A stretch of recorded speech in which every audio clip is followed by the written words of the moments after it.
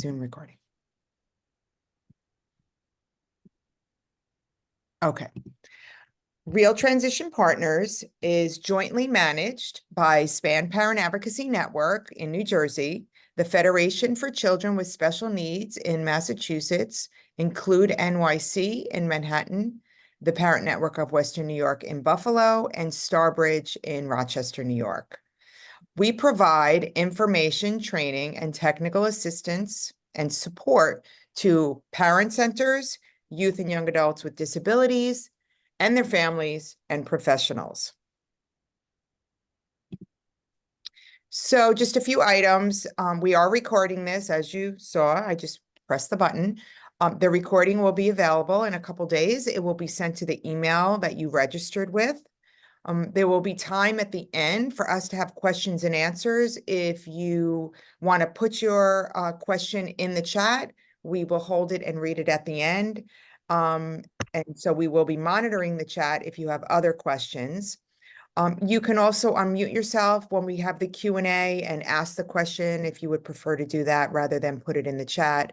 And we will also have a poll, an evaluation poll at the end. So we please ask you to participate in that because we do value your information that you provide us. So today, I'm going to stop sharing. And we have both Michael Stoehr from NTACT and we have Jenny Hutkowski, who is from the Starbridge Parent Center. And I'm going to pass it over to Michael. I want to thank both of them for joining us today. And the floor is yours, Michael. Great. Thanks, Dawn. Appreciate that.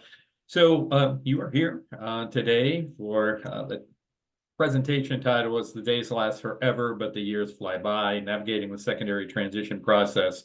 And that title really came up from a discussion with the family members that helped to coordinate today's presentation, really talking about that process of helping their children go through this transition process, middle school, high school, and then into adult life. So as we get started, just a quick introduction for myself. I am Michael Stoehr. I work for the National Technical Assistance Center on Transition, the Collaborative, which is a collaboration with 7 universities. I actually work at the University of North Carolina in Charlotte. And Jenny, if you just want to introduce yourself. Sure. I'm Jenny Hutkowski. I'm the Director of Family and Youth Education at Starbridge. We serve as the Parent Training and Information Center for all of upstate New York. Great, thank you. So just a quick note about the National Technical Assistance Center on Transition, the Collaborative, or NTACT.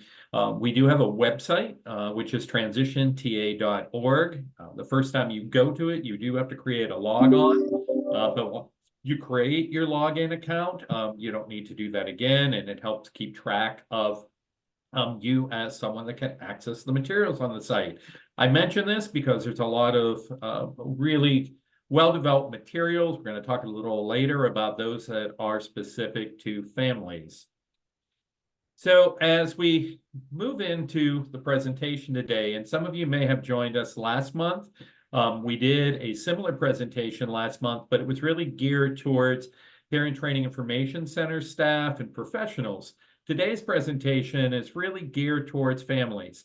So you all that have children, sons, daughters involved in a transition process, maybe they're in middle school or high school, or maybe they're much younger in elementary school and you just want to get an idea about this process, that's really the target. And that's the information that we're going to be presenting. So we're going to start off first with Jenny. She's going to give some personal perspective of having a son going through the transition process.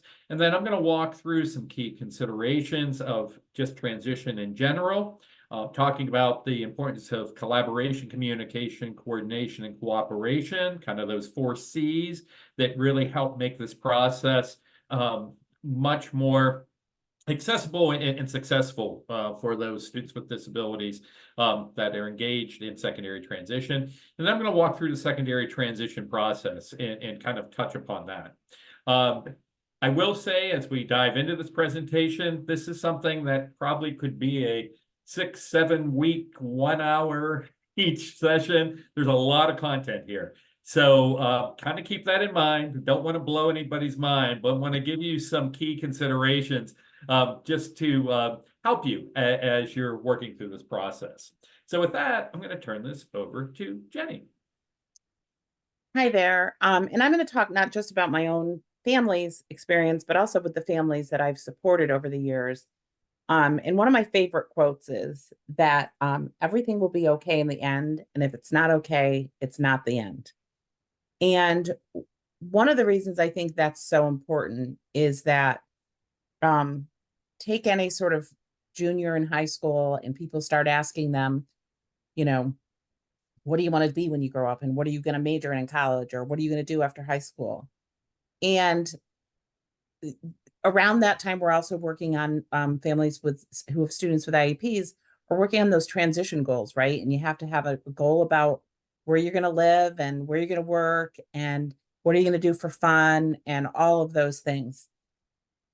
And it can feel like having to know those answers, which is kind of the end, right? Like my child's going to live on his own and he's going to be employed and he's going to have some friends and he's going to keep learning, right? Like it feels very big to have to focus on the end, when in reality, you do need to focus on what those ultimate goals are, but you also need to be able to take baby steps towards those goals and follow a path, right? When you get on a path and you're out for a hike, you're not at the end yet. You have to take all of those steps to get from the beginning to the end.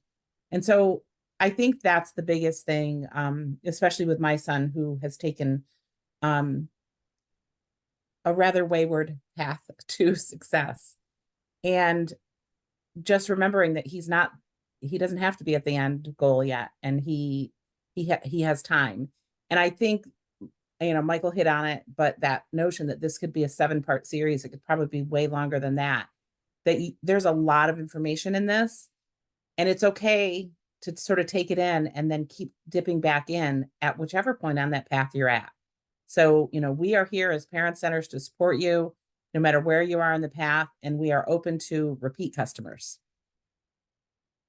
So that's it for me, Michael. Thank you. Great. Thank you so much. I appreciate that. And with that, we are going to move on.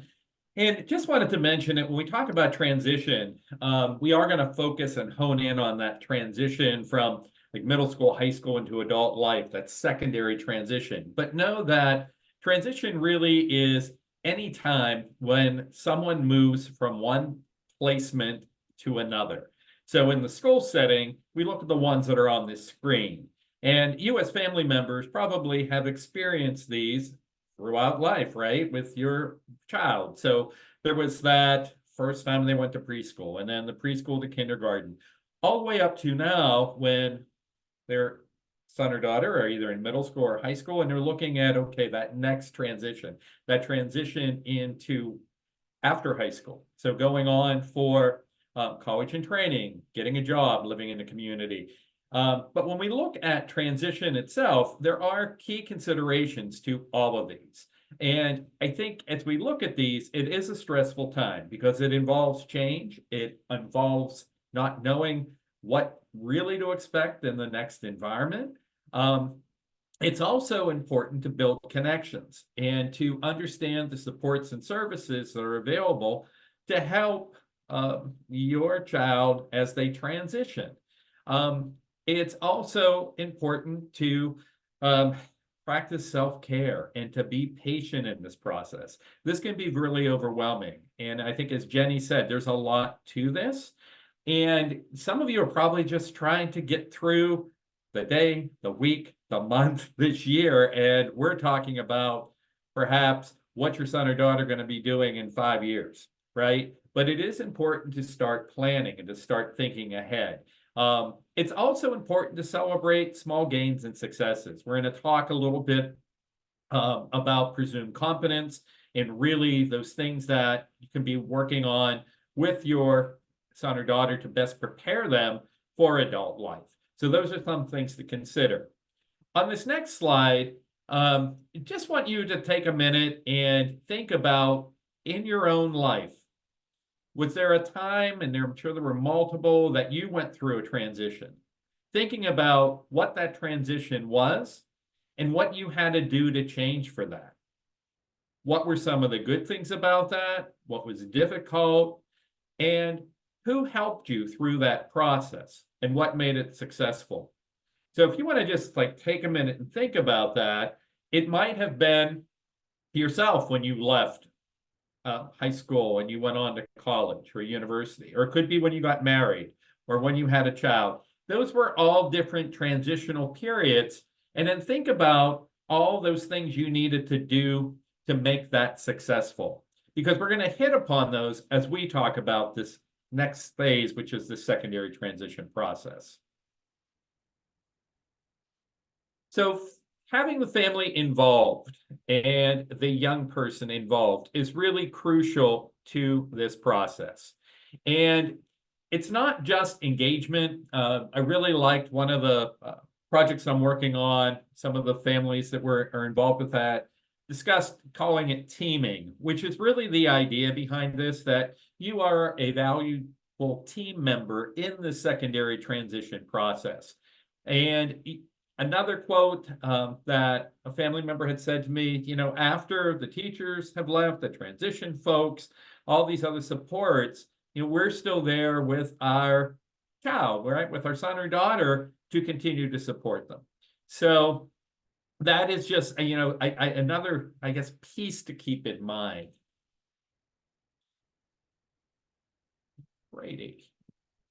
So why secondary transition and where this came from? So I have been involved with secondary transition. I've been in this field for almost 40 years. And I can go back to the 1980s. And there really wasn't secondary transition. And the reason why it became part of the federal legislation of the Individuals with Disabilities Education Act was that students were going into high school and they were dropping out. They weren't staying in through graduation. And if they did stay in through graduation, they were not going on to school, to colleges, universities, training programs. They were not going on to competitive integrated employment jobs. A lot of kids were dropping out, staying at home, sitting at home, not really being successful. So the law really came in this whole process of consideration to support young people with disabilities to be successful once they leave high school. I think the other thing I wanted to mention as you're thinking about this whole process is that there are no heroes or villains in this process. And what I mean by that is everybody plays a role and does have the best interest at heart for that young person with a disability. It is taking into consideration that families really do know their child best. You have been engaged from the beginning with your son or daughter and really do know what works for them, you know, where they struggle and what they are excited about, what they enjoy doing. Young folks really do want to be successful in this process and go on, get a job, have a relationship, you know, move on to their life. And professionals really do also want the best. And I say all this because that teaming is important. And to keep in mind that at its heart, everybody working to support that young person has their best interest in heart to be successful. When we look at this and look at the transition process in schools, it is a coordinated effort. So this diagram that you're seeing on the screen, it shows a school and then this arrow of coordination of services. And when you look at that, it is the school. And in the school, you have special education staff, you have support staff. Depending on the school district and the state you live in, you may have a transition specialist there, guidance counselors that are helping to support that young person. You and that young person, that student, also play a key role in this process, as well as the supports that can be provided by outside agencies and services to support that young person in the secondary transition process. So kind of keeping this in mind that it is back to that idea of a teaming effort. When we think about transition and as you're engaged in this process as a family member, it's important to begin planning early and thinking about this early. was a family member that I worked with, and this goes back probably almost 20 years ago. And she had a daughter who had a pretty complex support needs. And starting in second grade, she went into her IEP meeting and would say, you know, my daughter really wants to have a job someday, live on her own, be successful. What are we doing in second grade as part of this IEP to help get her there? What are we working on? And every year after that, she had that same discussion. You know, what are we working on for her to gain skills, become independent, to be successful? So that beginning early cannot start soon enough. It also involves what you can do and support at home, the expectations that are made on that young person in your home, you know, doing chores, engaged in the community, volunteering, involved in you know, if you belong to a church or a community center, engaging them in those activities. It's also important to start to get an understanding and engage with all of the necessary players. So that means those folks in the school that provide support and kind of know what they do, but then also outside supports. And we're going to talk in a bit about that in engaging with agencies. It's also important to engage in family information sessions or training opportunities. And these might be offered through your school district or for your parent training center, like the folks sponsoring today's session. They have a lot of materials and trainings and resources to help support you and your son or daughter in this process. Some schools also provide opportunities for move-up activities, where students and families can meet with new teachers and staff, and this could be as they transition. So it could be as they're moving from middle school to high school, but it also could be as that student is getting ready to exit the high school and, you know, graduate and go on to either a college program or to work, to have those experiences. You know, like to say that that last year in high school, there should be a lot of mirroring to what that year after they graduate is going to look like, and the supports for that, for them to be successful. So really preparing them the best we can. It's important also, as this planning process is happening, that everyone that is engaged knows their responsibilities, and you know, and I think for you as a family member to ask questions. I've been talking about students with disabilities that have IEPs or individual education programs, but you know, keep in mind that transition could also involve those students that have 504 plans, health conditions. I guess the caveat to that is, as we talk about secondary transition, this really just applies to those students that have IEPs. Students that have 504 plans or other, like a health plan and not an IEP, there's really not a formal secondary transition plan as part of that process. However, in saying that, this process could still be utilized for those students that do not have an IEP.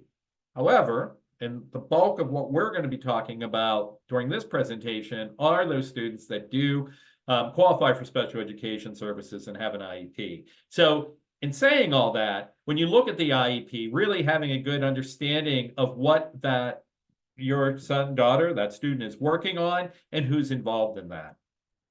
It's also important to consider sharing information, you know, coordinating information with the school, with outside agencies, letting them, and we're going to talk a little bit about assessment, but sharing what your son or daughter does at home, what they have expressed an interest in, where you see your son or daughter being once they graduate.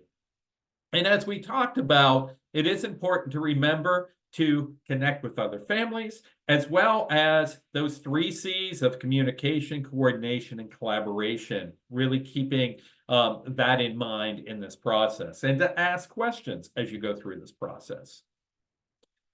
I mentioned this earlier also, the idea of presumed competence, which basically means with your son or daughter, and those professionals working with individuals that are individuals that have disabilities, really presuming competence, presuming that they can and do and will be successful, that really to validate their dreams, and allowing them to take risks.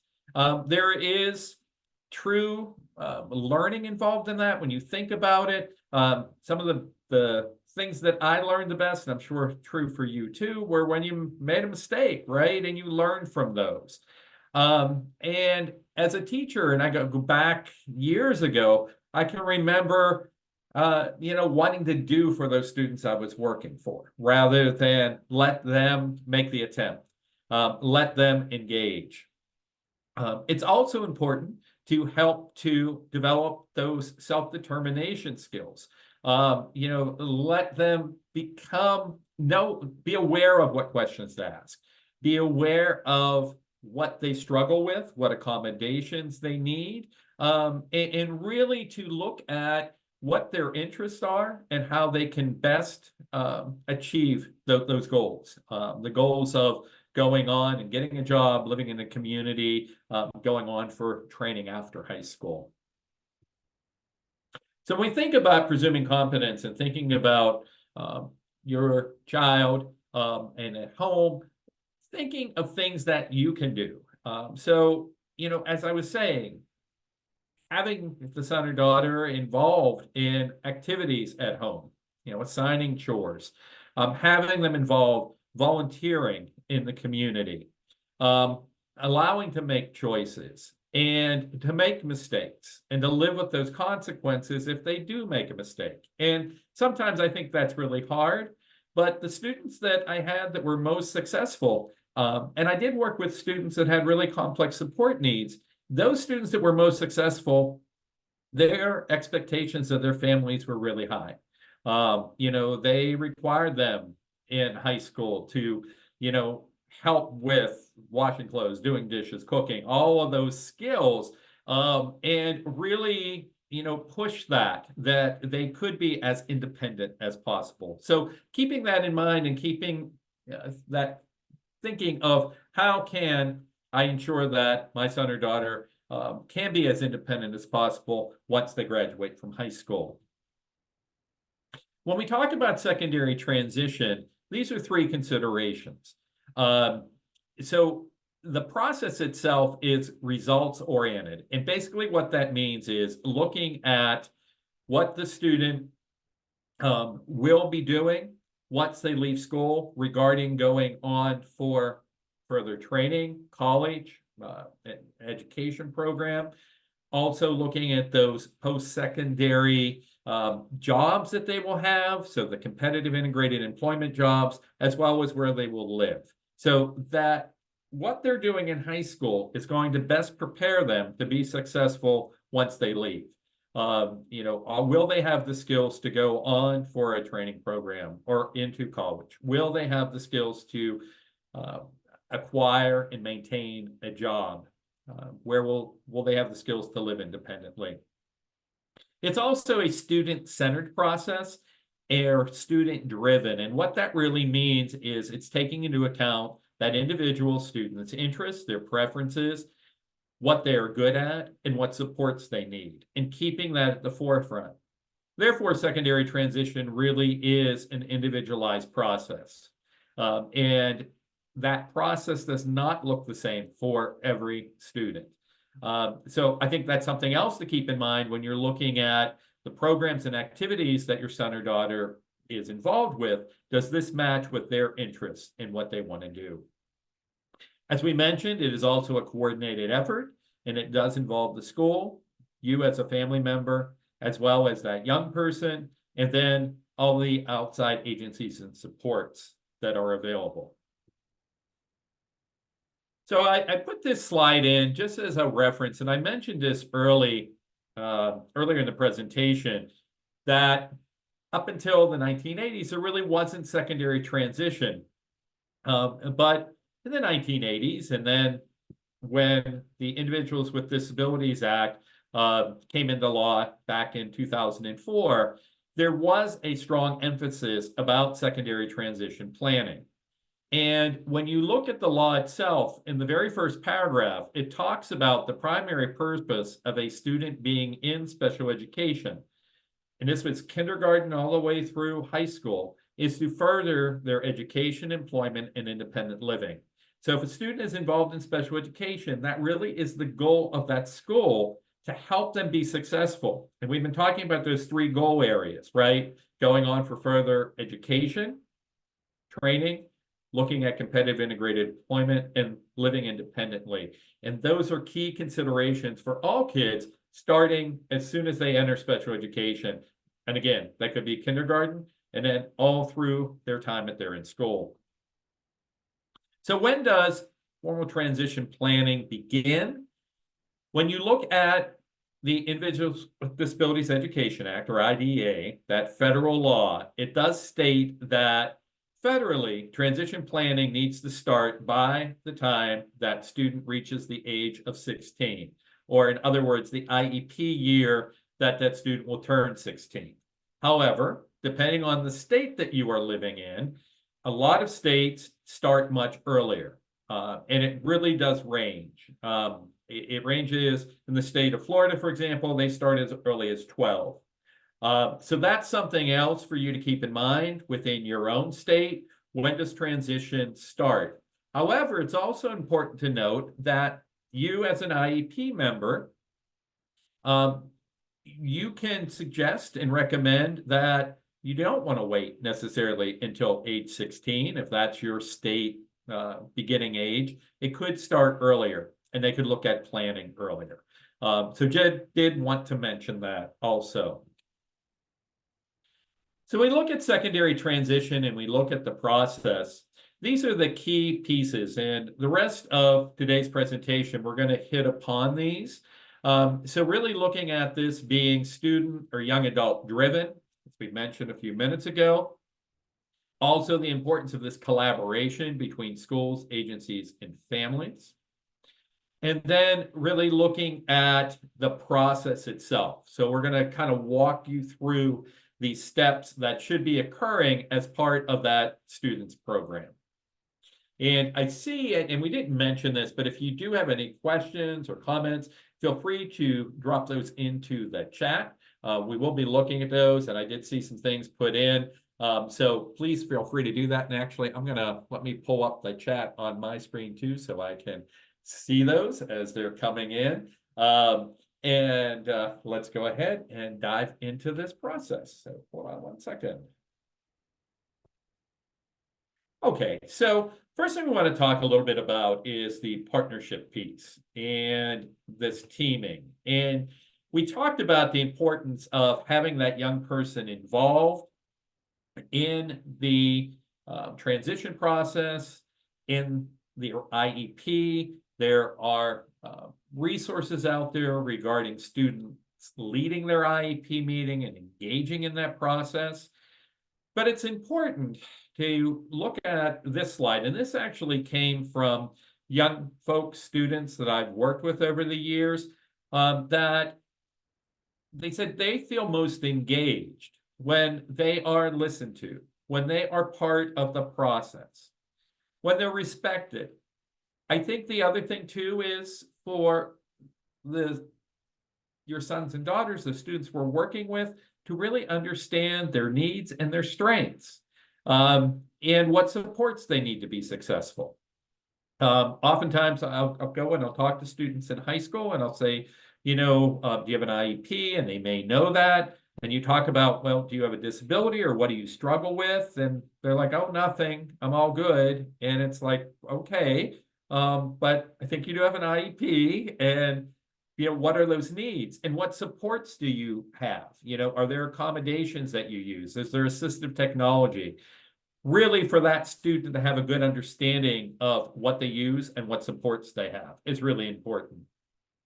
There's a link on this slide. So when you get a copy of the PowerPoint, when you click on this, it's a short video of how to best engage youth, young adults. And it's actually from a group that we have at NTACT, where I work. It's called the Youth Engagement Transition Initiative, or YETI. And that's one of the products that they put out of considerations of how best to engage a young person. Okay, next one I move in and talk just a little bit about agencies and outside of the school setting, outside agency supports. And I mentioned this, and the reason for this slide is the school, as part of the requirements, is required to invite outside agencies to the IEP meeting, but it's with parent permission. And we're going to talk a minute about which agencies these possibly could be. But you, as that family member, do need to give the okay for these outside agencies to be involved in your child's IEP meeting, but also then to make those connections, that young person to connect to those agencies to be successful once they leave school. So we're going to talk a minute about this, but I'm mentioning this because I think sometimes families are like, I don't know who this agency is. I don't want these strange people coming to my IEP meeting. But it's important to become informed. We mentioned earlier, really know the resources and supports that are out there and have a good understanding of that. So on this slide, I list some very broad general examples of agencies. And I'm also going to say it depends on what state you're living in as far as what these agencies are called, but I'm going to give the big categories of the agencies. So one of them is vocational rehabilitation. And again, this is called different things in different states. They're the Office of Vocational Rehabilitation, or the Rehab Services Administration, or the Division of Rehab Services, but you'll see rehabilitation in that title. And what that agency does is it supports individuals with disabilities, including students with disabilities, in looking at how best to prepare and obtain competitive integrated employment. And we'll talk a little bit more later about vocational rehabilitation, because back, and we go back 10 years now, they created something called Pre-Employment Transition Services, or PREETs, and that actually starts with students in school as early as 14. And again, it's to help best prepare them to be successful. Under vocational rehabilitation, there is also services that are specific for students with disabilities, those individuals that are blind or have visual impairments. So that's connected through vocational rehabilitation. And then in states, there are a number of other services, agencies that provide support. There is usually a mental health agency. Sometimes they're county-based, they're supported statewide. There's also usually a Department of Welfare, Department of Human Services that usually has that title. And there are support programs for individuals with intellectual disabilities, developmental disabilities, autism services. So again, it's important to have a good knowledge in your state on what supports are there. And then depending on the individual, there could be additional supports for foster care youth, students involved in the correctional system, and then other things to consider. So supports financially, SSA or the Social Security Administration, and then Centers for Independent Living are another resource that exists for individuals with disabilities, as well as disability-specific agencies. So I'm talking about all this, but this is something really then to explore in your own community and state to see what resources and supports are out there for students that are in high school, but then also those adults as they graduate. But again, remember what I mentioned. This will be brought up as part of planning for your IEP meeting about inviting outside agencies. It is something really to consider and engage early. Get the information on what supports they can provide and engage them in helping to support your sons or daughters.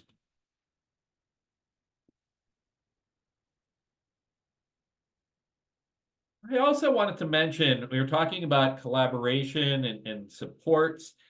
So there is at the federal level something called the Office of Special Education and Rehabilitation Services, or OSERS.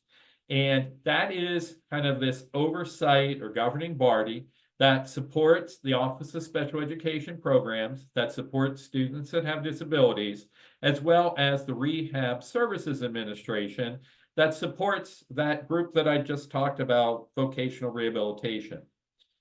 At the federal level, they came out with a guide for transition planning that talks about how there needs to be collaboration and support between people in special education, those teachers, educators, the schools, and those working in vocational rehabilitation. This link will take you to that guide, and it gives suggestions on activities, but also really what that outreach or that collaborative partnership needs to look like. So I next want to move on and talk about this process for secondary transition. And I know this is kind of an old schooly looking roadmap, but I think it's helpful to really look at this process. So we're going to break this down and kind of walk through these steps. And these are things to consider for students in the transition process. So when they start transition, and again, that could be at age 14, 15, 16, whatever the requirement is in your state. But this is what should be occurring in order to help that student be successful once they leave school. So we're going to walk through each of these steps. And again, if you have questions, please go ahead and drop those in. So let me go ahead and I'm just checking to see if there's any questions. I'm not seeing any. And Dawn, if you want to unmute if there are questions that come up, I'm just going to kind of motor through. So I'm going to go on to our next slide. And that last slide that I had on, I had listed, you saw the map. This is actually the steps of that 6-step process that we're going to be going over. So this will kind of walk you through. When you look at this, we're going to talk about assessment. We're going to talk about the importance of looking at that really kind of driving part of that IEP, the present education levels. We'll talk a little bit more about teaming, and then really what needs to be happening around transition, those activities, services, looking at goals, and looking at monitoring success. So with that, I'm going to dive in and talk a little bit about assessment. So we're in a school setting at this point, right? And we're talking about those students with disabilities that are in school and the importance of really looking at well-defined assessment. And assessment is a process of gathering information on all of those interests and abilities that that student has. I think it's important to note here because oftentimes people, when they hear assessment, they think of a test, or they may think of like the state test that's being done. I want you to stop and just think about this as a much broader perspective of its information gathered from you as a family member on what your son, daughter, child does at home, information from that student, as well as from all those folks that are working with that young person. That's all important data points on how that student is able to be successful, what they're good at, what they struggle with, but also looking at what they're interested in doing, you know, what they want to do once they leave school. The other important point, and we talked about this earlier, is this whole process does not look the same for every student. Every student is unique in really looking at their pathways. And Jenny mentioned that too. You know, you look at these different paths and each student is different in that planning process. So when we look at transition assessment kind of as this process, I like to think about it, and this is why it on that map, it was divided up. It's really broken into parts. And this is looking, again, at that student planning for their future. So thinking about what kind of job they want to have someday, what kind of training they will need in order to acquire that job, and then where they want to live in the community. So that first set of questions or looking at assessment is looking at what that student is interested in and what they prefer to do or they like to do. And we will talk in a minute. There's a lot of resources out there to help that student look at what options are available. Some of it is interviewing, you know, asking the student, asking you as a family member, where they would like to be once they graduate from high school, where they see themselves living, working, going to school after they graduate from high school. But it's more than that, right? It's really looking at delving in and doing some career assessment, vocational assessment, and looking at the resources that are out there to help support that. So for example, the student says they're really interested in going into the medical field. Looking at one of the resources, it's called ONET, and it will go in and look at all those occupations in that career pathway of the medical field and look at what options are available, where those jobs are located, looking at, the amount of education that's needed, and salaries and requirements academically to do those. So I'm saying all that because that helps to kind of form that foundation of, okay, these are things that this young person's interested in. The second line on this slide is looking at then, based on that assessment of what that student is interested in doing once they leave school, that helps to define that employment area, the training needed to get to that employment or that education needed, so going on to a college or a training program, and then where they want to live and what skills they need. So that sets that up. The third part of looking at assessment is then looking at where is that young person currently. So where are they functioning academically? So reading, writing, math, their functional areas. So are there any behavior concerns? Are there any supports that that young person needs? And then looking at then what supports will happen as part of their education program, as part of that IEP. So it sets the foundation, but this whole process, right, is this assessment process that we're looking at. Michael, Yes. there is a question in the chat. Denise is asking, what if the young person is unable to share their goals and wishes? Great, thank you for that. And sometimes that does occur. Either there are communication needs or other support needs that young person needs. And I think at that point, it's really looking at engaging that student in a person-driven approach. It's sometimes called person-centered approach. So doing a plan with that student. One of the more common ways of doing that, it's called life course now. It's a way of looking at gathering those folks that know that young person really well. So you as a family member, the school folks, community folks, and the young person really sitting down and having that discussion. Really looking at planning, looking at the future. So I would really suggest, asking your school, asking if they're involved with other agencies, do they have a person-centered planning approach in place? Oftentimes that's supported in states through their developmental intellectual disabilities offices, but that is something I think that's really vital because that helps get that student voice. They're involved in it, but you have other folks helping them. And Dawn, I think you all probably at SPAN, I know you all probably do person-driven planning, I would think. Yes, and I also put in the chat the charting the life course information. Great, you're on it. Thank you. Appreciate it. So when we look at, I'm sorry, Michael, to interrupt you. There is one Okay. other question. Yep. If the adult student has a post-secondary education goal to audit a course at a local community college, can the student attend that course while in the transition program or after they graduate the program?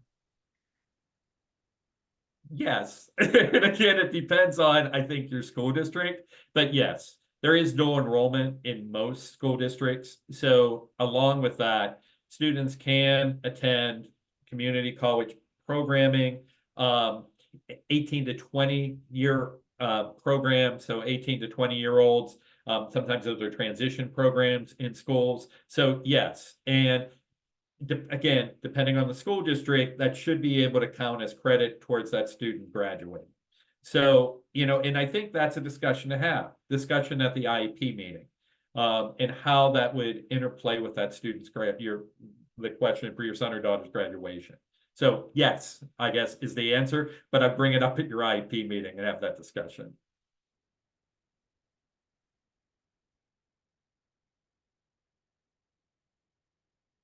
And folks are putting in the chat, again, in states, there are a variety of different options. There are a number of college-based transition programs. When I mentioned the 18 to 21-year-old, sometimes the reason we mention it like that is they look at traditionally students graduating at 18. Students with disabilities can remain in school until age 21, 22.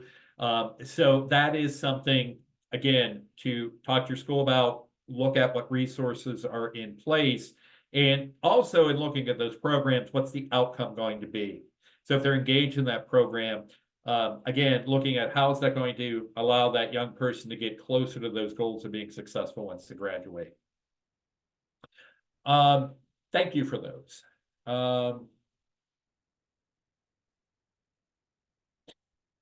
right, and real I quick, think we're getting into a little bit more individualized questions. right. And I just So saw that. So I mean, I think really that's something, that's no, okay. you're all good. We'll Yeah. I do know I want to be conscious of time. Yeah. We can get back to those, and my contact information is here, and I know the SPAN folks would be more than willing to kind of continue that discussion, because back to your question about what data is needed, and that's really important because that's really what's on the slide here. It's really looking at making sense of what information you have. So in looking at, from the school's perspective, where is that young person at academically, reading, writing, math? How is their involvement in a program? How will that be beneficial to them, and having that discussion? The importance on this slide is really that last piece. It's interpreting the data that is being provided to you and your son, daughter, that student that's in the IEP. That, you know, this is where this young person is in reading, writing, math, behavior areas. These are the supports they need. But it should really be clear and easy to understand.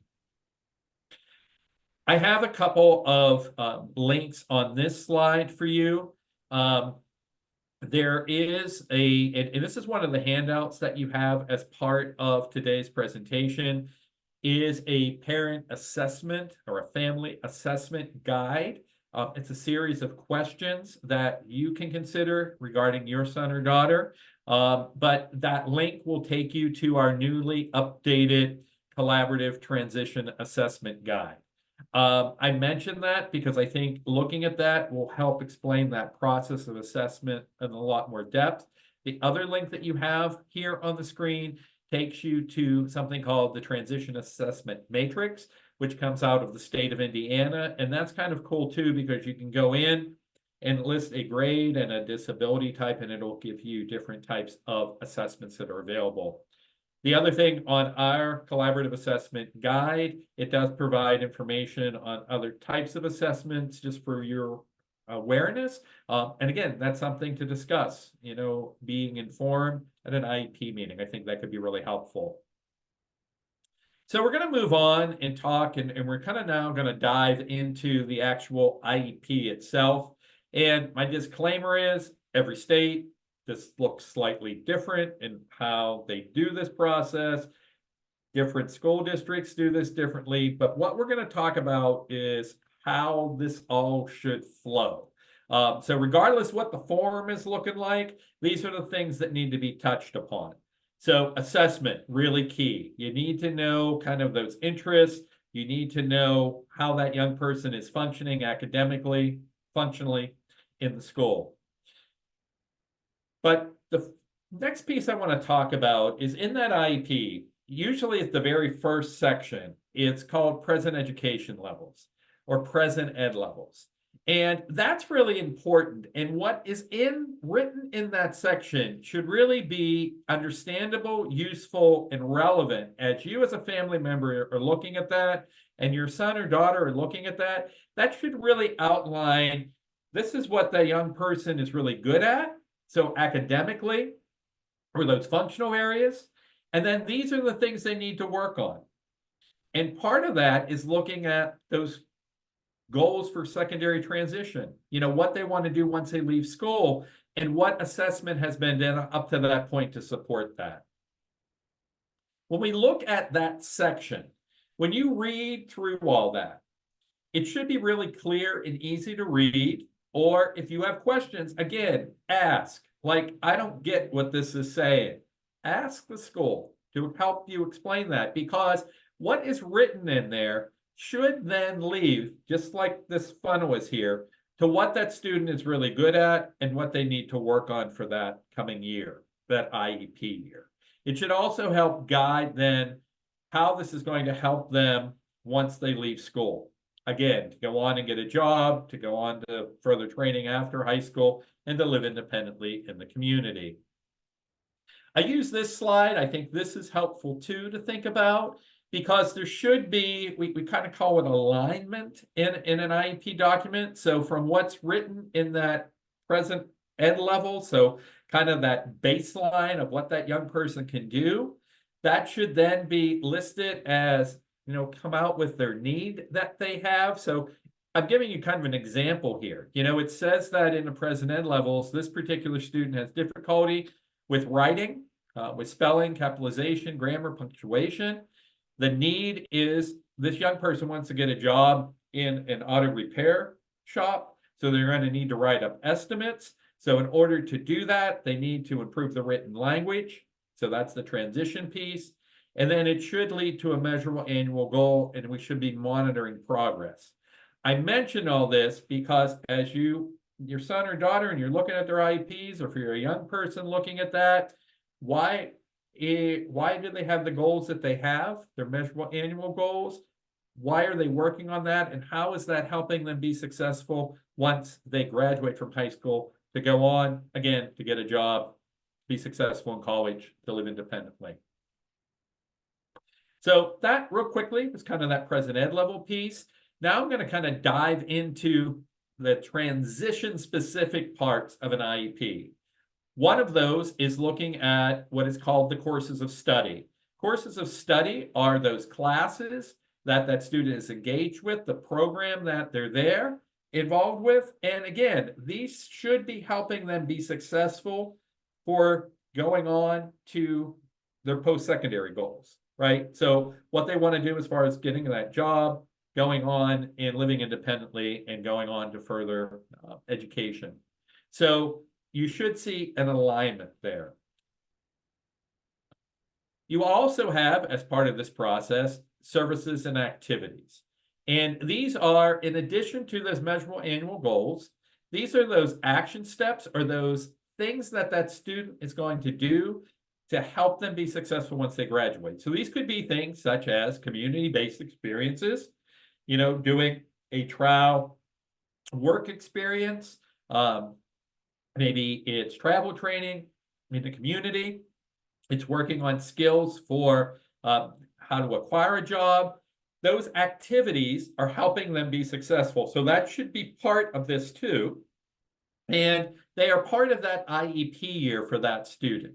So this is in addition to measurable annual goals. These should be those things that are occurring as part of that student's education program that are helping them be successful once they graduate from high school. I also wanted to mention that while we just talked about special education, it's important that students with disabilities are also actively engaged in everything else students in general education are doing. So being aware of what's offered through their guidance department, if they're involved in career and tech ed, or they have that option, really looking at how those general education activities can be helping that student be successful once they graduate from high school. So keeping that in mind. And some schools do something that we call mapping, where they really look at, okay, what is going on for all students in middle school, high school, what's happening with students in special education, and kind of aligning those, right? So that those activities and services that student can take part in to better prepare them to be successful once they graduate from high school. So we talked about doing assessment. We talked about the importance in that present education section, the classes and activities they take. And now just wanted to mention briefly that their measurable annual goals and monitoring progress should be connected. That kind of goes back to that alignment page. So when we think about measurable annual IEP goals, I like this slide because it kind of puts it in focus. I go back, I've been doing this, as I mentioned, for almost 40 years. It's gonna be 40 years next year. And I can remember back in the 80s, we used to write IEPs that had 30 to 60 measurable annual goals. That really wasn't the most effective way of documenting what that student needed and what they were working on. So we really look at, with an IEP, they should be very prioritized, maybe no more than 3 to 5 goals. They should be linked to what that student is going to need to be able to do once they exit high school. That's part of the secondary transition process. And they should be based on good assessment information. So if a student is struggling in reading, for example, there is information in the present ed level saying where that student is at, and then what's going to be worked on during that IEP year to help them improve in reading so they can be more successful once they graduate, if they're going on to college or getting a job. This slide, and again, we are kind of breezing through some of this stuff. We said this could be a hours and hours long presentation, but I wanted to share this because this is something to consider too. When you look at your son or daughter's IEP, or students are on, you're looking at your IEP, look at those goals, and this is how they should really be set up. And it should be really clear when you look at these, what is expected for that student to be able to do, what is being worked on, what supports are being provided. So this is just a nice outline. And one of the things I like to do, and I read a lot of IEPs, is actually I'll take a goal and plug it in these slots. So where is it happening? What is that young person supposed to be doing? And how are we measuring the progress? So that might be a nice takeaway or something for you all to consider as a family member. This is an example of a goal. And this again is that example when I showed that alignment piece. This is a young person that needs help with writing. And in this one, we're teaching this young person a writing strategy called SCOPE, where they check on the spelling, punctuation, capitalization in a written form. And it's teaching them this strategy and how it's going to be monitored. And then aligned to that, so you have the measurable goals, and we mentioned you should then be able to see the progress on those goals. And in most places, that's done every 9 weeks when report cards come out. They talk about the progress that that young person is making on those goals. So that's something else to kind of keep in mind there. So that was a speed warp through that map and talking about that process. And now I want to just switch gears and talk a little bit more about one of the agencies that we talked about that is really crucial in the secondary transition process, which is vocational rehabilitation, or VR. And again, as I said, this is called something different depending on the state you are in. But it is vocational rehabilitation, so look for those key words. The reason for this slide, and I mentioned this was like 10 years ago, they reauthorized the federal law that oversees vocational rehabilitation, and it was called the Workforce Innovation and Opportunity Act. And in that reauthorization of, and it's actually the reauthorization of the Rehabilitation Act of 1973, they had a section in there that now was targeting students with disabilities that were in high school and were potentially eligible for services through vocational rehabilitation. And the reason for this is they wanted to ensure that students were better prepared to go on to get a job, a competitive integrated job, once they leave school, that they were given increased opportunities and supports to do that, starting at as early as age 14. I'm saying all this because this is something really important to be aware of, because not only is the school itself working and supporting students with disabilities, you now have this outside agency, vocational rehabilitation, that is there to offer support. Now, they can't overtake what the school is supposed to do. They're there to offer additional support. So the school still needs to do their activities and services and a whole process we talked about, but vocational rehabilitation is there to assist in this process. And this slide is just talking a little bit about these pre-employment transition services. So it is starting as early as age 14, and this was a big shift 10 years ago.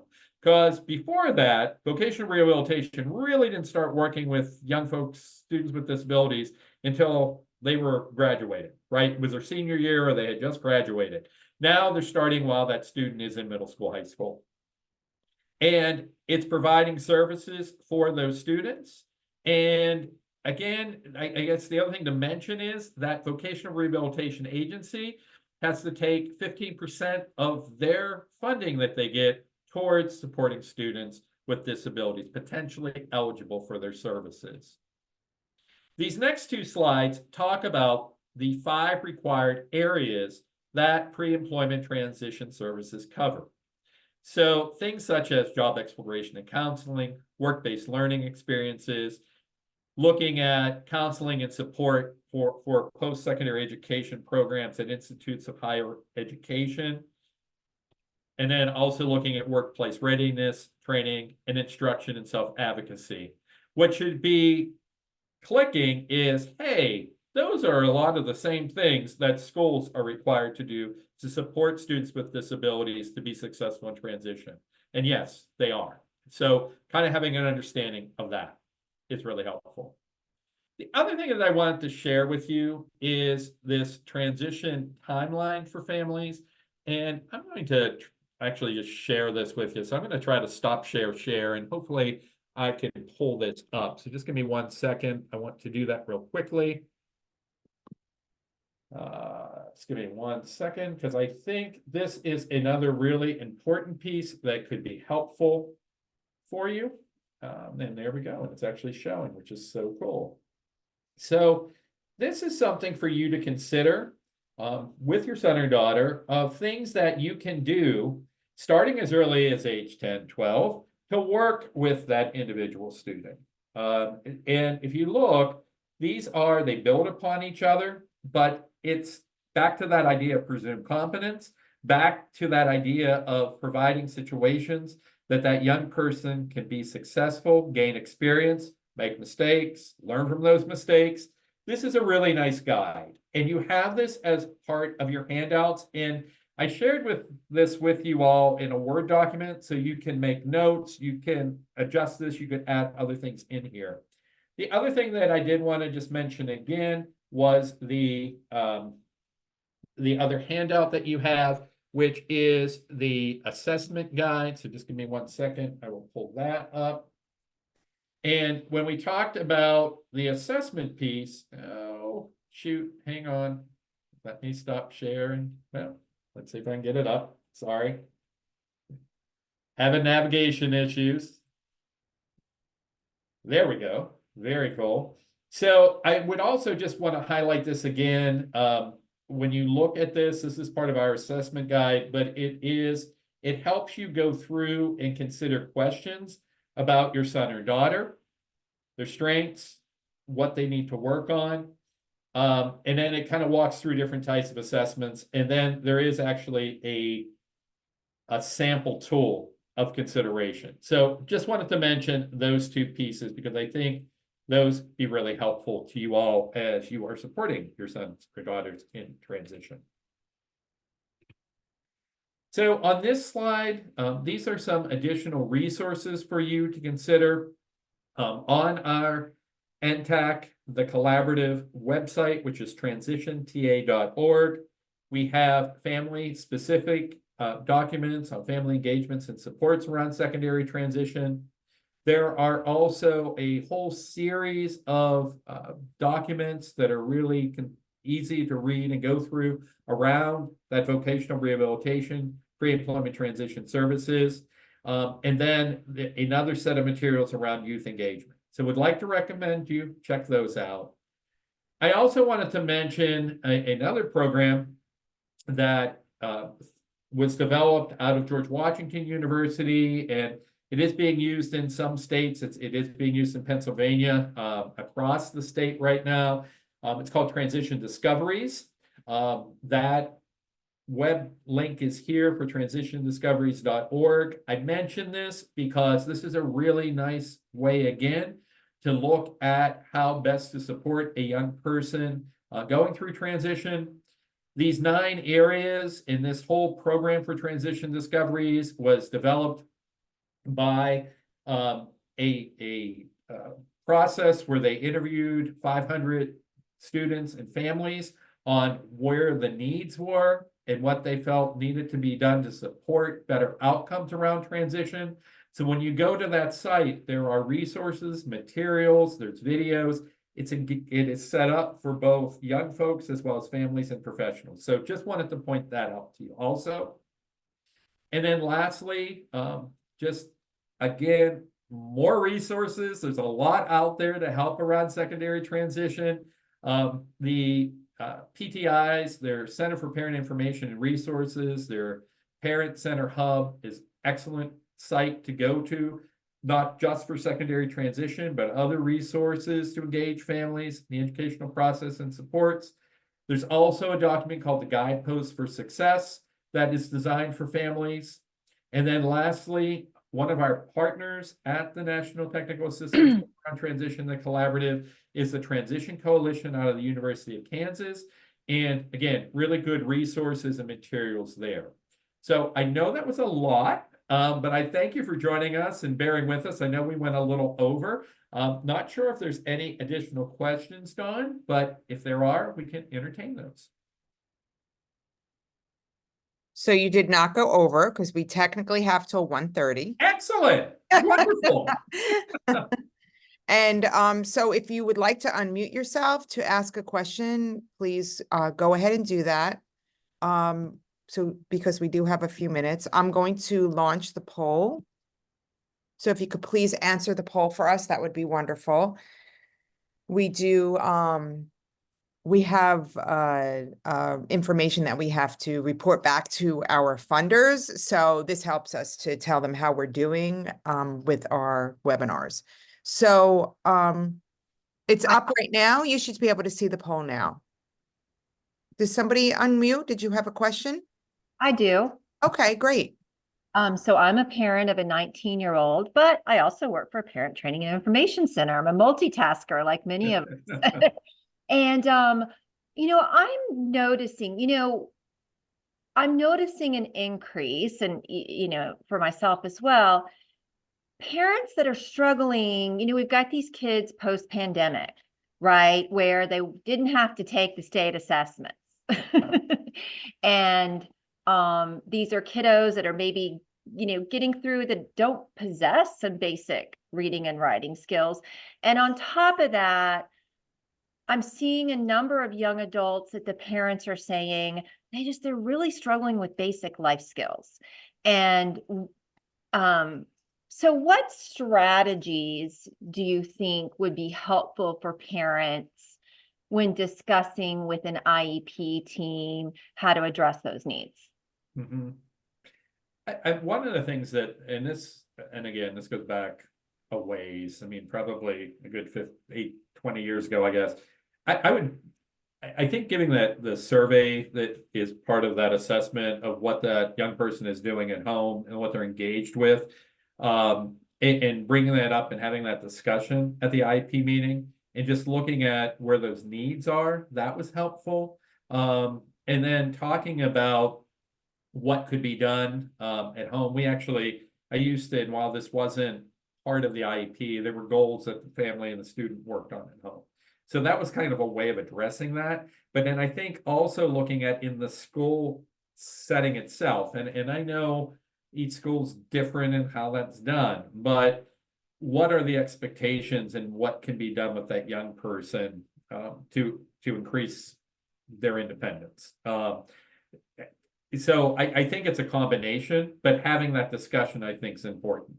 So bringing it up as part of that IEP meeting, and then, how can we address this? The other thing too is looking at outside of the school and possibly the home, are there opportunities? I think I mentioned earlier, like volunteering opportunities. That was one way that I think young folks were able to experience life skill types of things that were not necessarily in the home. And I guess where I'm coming from with this, I used to have students involved once a month, and we would do some community activity. And a family member came up a number of years after the student graduated and said it's the first time they ever realized their son could be engaged and do like, work and be involved, take care of themselves, like, not having to pick up after them. So that was another, like, offering that experience. So I don't know, Audrey, if that's helpful, but I mean, those are some of the things that I have done, but I think addressing it and talking about it is really helpful. Thank you. And I think it goes back to like being prepared for that IEP meeting, right? Yes. Maybe they are getting those volunteer experiences and they can talk about maybe some needs that can be addressed. So yeah, I hear what you're saying, kind of marrying the home, the community, the job, volunteerism, and thinking, like you said, thinking about all the collaboration. Thank you. Oh, no, you're welcome. Thanks for the question. So there's a question. Is there a question in the chat? Let me see. Sorry, I thought I saw one. Do you have any book recommendations regarding transition? She has a son on the autism spectrum. There are, and I can, if you want to, I think I'll just slide. If you want to just send me an email, I can send you some recommendations. I know there are some current books out there regarding, some of them are specific to students on the autism spectrum, but just in general. So if you want to send me an email, I can share that with you. I also would recommend if you go to our site, again, it's transitionta.org. You can find resources there that may be helpful, and there are some specific to students on the autism spectrum. There are some for teachers, there are some learning strategies that are there, but I think that may be helpful too. But send me an email and I can send you some additional recommendations.